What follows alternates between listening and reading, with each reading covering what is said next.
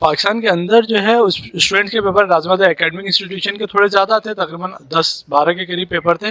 लेकिन उसके अलावा हमारे पास स्पेशल जो ऑर्गेनाइजेशंस हैं जो कि क्लाइमेट को फोकस करके काम करती हैं, उनकी तरफ से भी पेपर्स थे। फॉर एग्जांपल अमरेली स्टील की तरफ से पेपर था हमारे पास।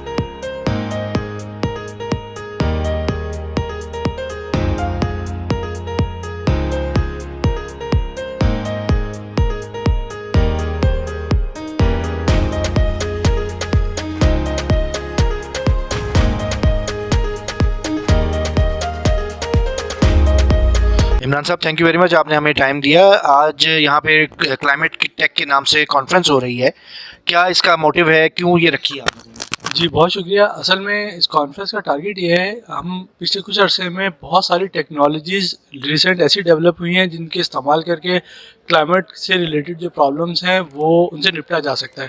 तो हम खुद एक इंजीनियरिंग यूनिवर्सिटी से ताल्लुक़ रखते हैं। एनईडी यूनिवर्सिटी इंजीनियरिंग यूनिवर्सिटी है, रिसर्च पे फोकस करती है।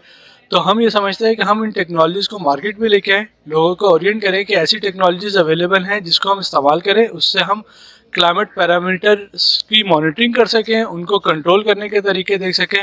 तो इस चीज़ को प्रमोट करने के लिए हमने इस कॉन्फ्रेंस का इनेकाद किया था। इसमें हमारा दूसरा जो टारगेट था वो था स्टेक होल्डर्स की इंगेजमेंट। हम ये चाहते हैं कि बीच क्लाइमेट का जो मसला है वो किसी एक बंदे का है नहीं, वो बहुत कॉमन मसला है और हम सबको मिल के इसके लिए काम करने की ज़रूरत है।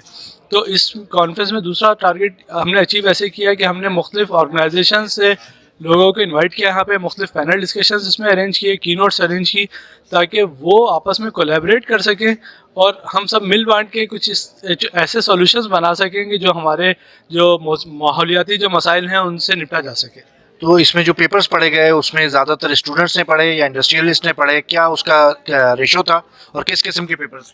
अच्छा, इसमें हमारे पास जो पेपर्स पढ़े गए थे उसमें कुछ तो पाकिस्तान से बाहर थे हमारे पास, यूके से और यमन से भी पेपर थे हमारे पास। पाकिस्तान के अंदर जो है उस स्टूडेंट के पेपर राजमाता एकेडमिक इंस्टीट्यूशन के थोड़े ज़्यादा थे, तकरीबन 10-12 के करीब पेपर थे। लेकिन उसके अलावा हमारे पास स्पेशल जो ऑर्गेनाइजेशंस हैं जो कि क्लाइमेट को फोकस करके काम करती हैं, उनकी तरफ से भी पेपर्स थे। फॉर एग्जांपल अमरेली स्टील की तरफ से पेपर था हमारे पास। हमारे पास डाउलेंस के खुद रिप्रेजेंटेटिव जो हैं वो हमारी तरफ आए हुए थे। अर्नेस्ट एंड यंग वो हमारे स्पॉन्सर भी है, उन्होंने कंप्लीट एक पैनल डिस्कशन इस पे अरेंज किया और उसमें ना सिर्फ अर्नेस्ट एंड यंग के लोग थे बल्कि उन्होंने दूसरी इंस्टीट्यूशन से लोगों को बुलाया था।